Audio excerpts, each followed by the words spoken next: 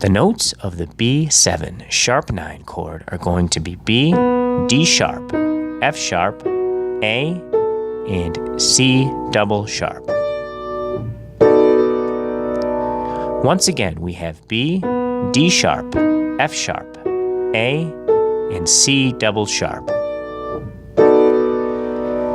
Now, if you want to think of the sharp 9 on top as D natural instead of C double sharp, that's fine too. Actually, a lot of publications will score this out as D natural instead of C double sharp. And if you want to think of it that way, that's absolutely fine.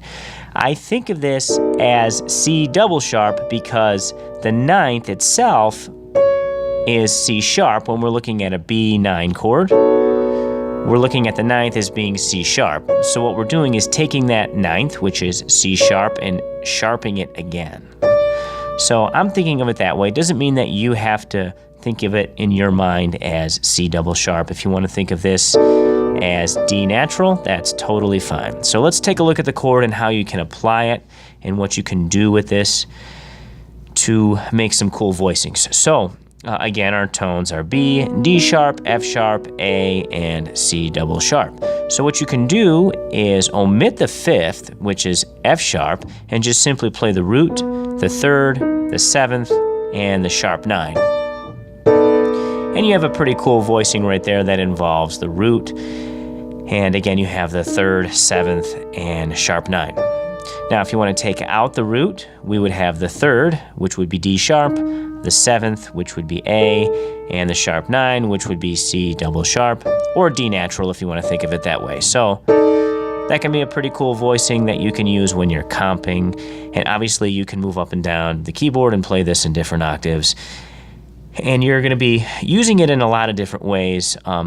If you use this in funk or Motown music, it can be really cool. Obviously, there's so many styles that will incorporate it. Obviously, jazz is going to be a big one.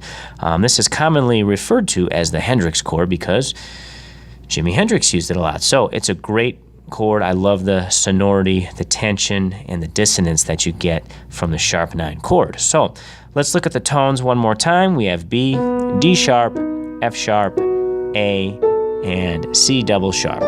These are all the tones that are theoretically involved in the chord, and these are all the notes stacked up in root position. Obviously, it doesn't mean that you would play it like that. You're going to do the things that we were talking about before by omitting tones and using inversions and all of that good stuff. So if you have any questions about that, especially how you can voice this and the cool things that you can do with it, please email me at chrisbrentmusic@gmail.com.